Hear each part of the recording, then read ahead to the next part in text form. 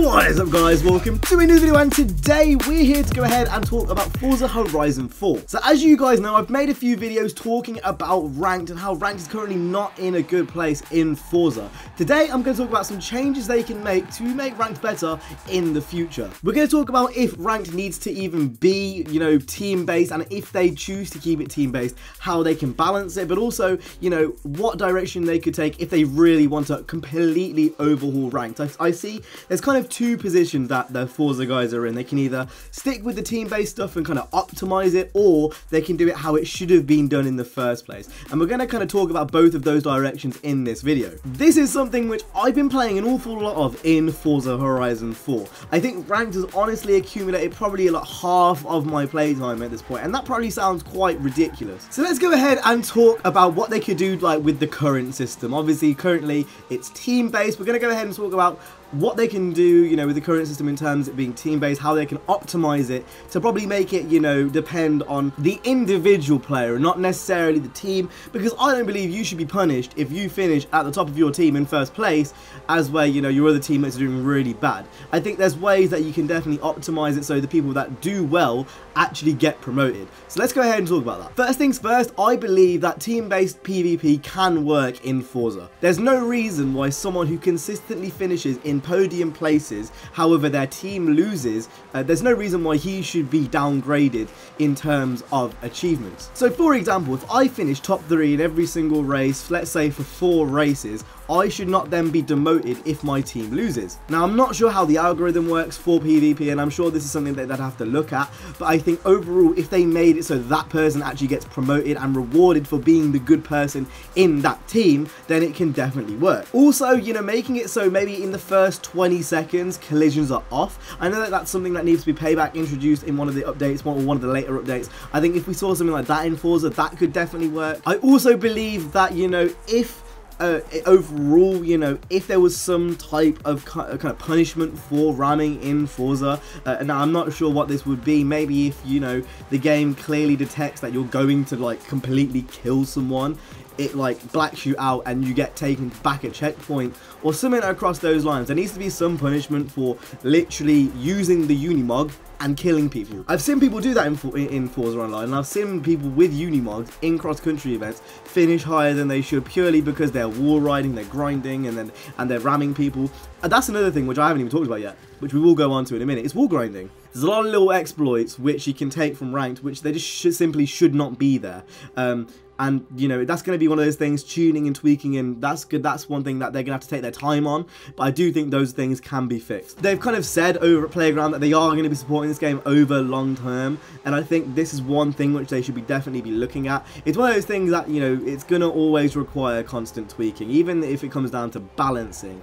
I believe the Aventador, the Horizon Edition Aventador, is very, very overpowered. Things like that are going to have to be tweaked. I'm talking about straight line speed for that in terms of all the speed traps.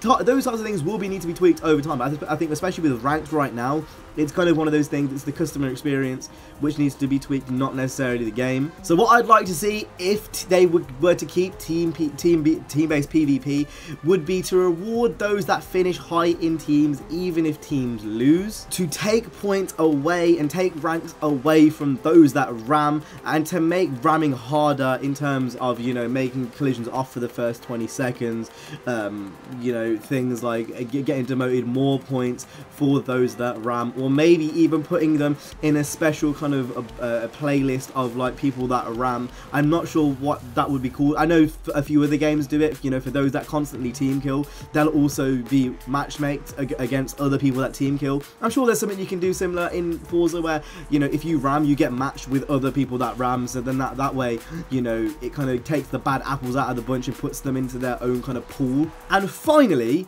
in terms of the team-based stuff, give me some like unique team modes. There's no reason like there should be team-based PvP if it is literally just normal point-to-point races. I want to see some interesting actual team-based racing, because I know that obviously with the Playground games there is that there. If you're in a well-versed team and you're going into Infected, there is tactics you can use, but if you're just racing, there's not really anything there. So maybe choose something interesting for that. And I think also with PvP generally across the board, I think free roam rush needs to go. There's no skill in it. It's literally who can dodge trees tree's the best and who knows the fastest route. And those two things you're going to learn after like a few hours playtime. And I think with the tree dodging, it's like one of those things quite unpredictable. I would like to see that go, and I think in ranked at least, it should just be race, race, race, race, race.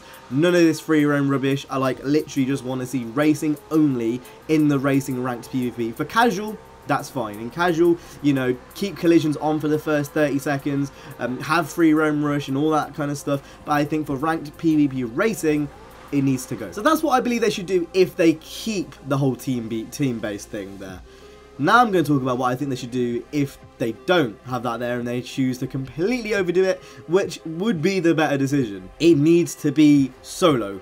100%. There's nothing really like team-based about the racing currently and how it's implemented. Instead of adding new modes, maybe just make it solo. And maybe just make it solo purely for ranked PvP only. In, you know, casual, keep it team-based. If that's how you want to reward people and that's how you want to like bring people into the game, by all means, in public lobbies, in casual lobbies, have it team-based. That's fine. But if I'm going in as a solo person in ranked, I can definitely like see it making more sense of it being solo and then enforcing those extra rules I mentioned earlier about turning the collisions off for the first 20 seconds and that kind of stuff. Make it 5 races, championship based, you know, the same as it is currently, but obviously with, you know, solo rankings. So let's say the people that finish in the top 5 get the most points, the guys in the middle, they either get a little bit up or a little bit below, and then obviously the guys in kind of the relegation zone, they get properly demoted in terms of ranked numbers. Not only do I think this would bring more people into ranked, I think it would make it a lot more accessible as a whole.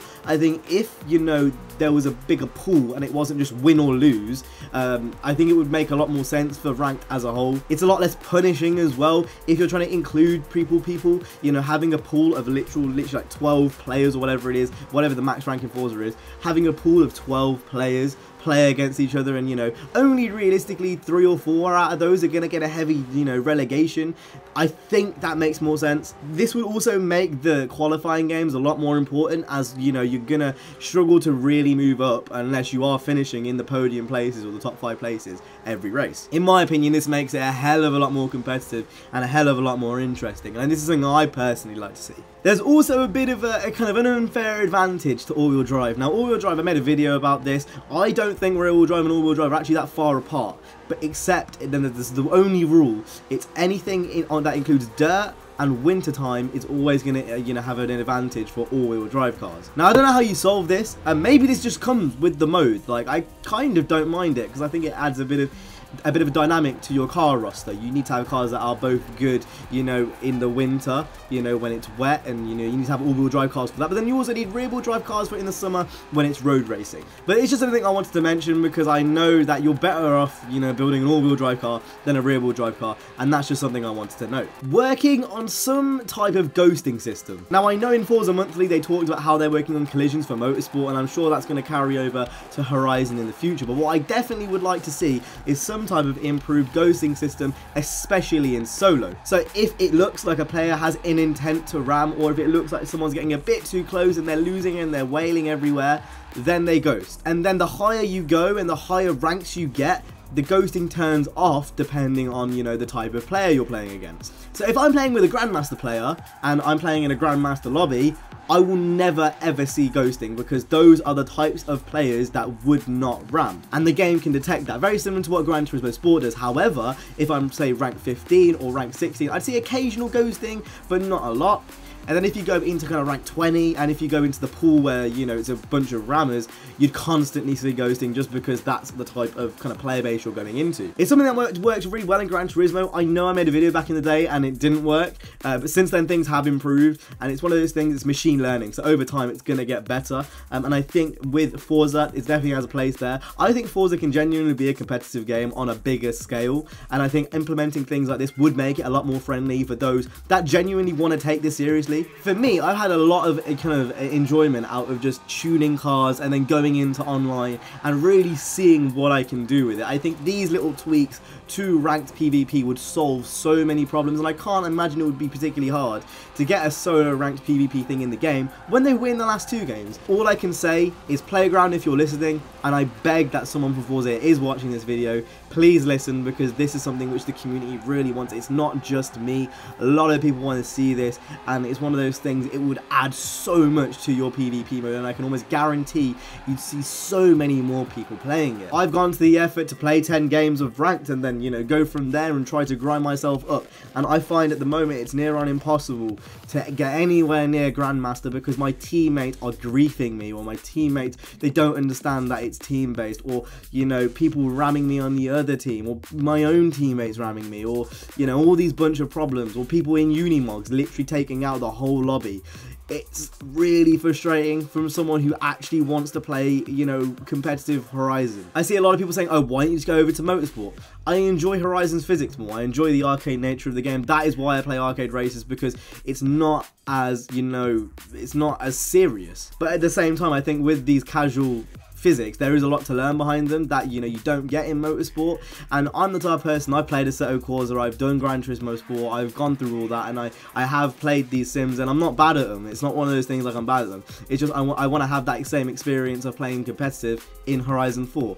And I think these little changes can definitely make a difference without, you know, literally getting a full team of, what, 6 people into a game, because even when you do that, it's so hard to find lobbies, you know, with 6 other people in a team, and I think this would completely solve that problem. So let me know what you think. If you have any other suggestions for things that Forza can do in the future, please do let me know in the comment section down below. This is about getting our voice heard, so please tweet this over to Forza, tweet this to his community manager. I'll leave a click to tweet down in the description below. But that's been it from me today. I hope you guys enjoyed. If you did, make sure to go ahead and hit the like, subscribe. I'll see you guys in the next one. You guys have been awesome. Stay safe and peace.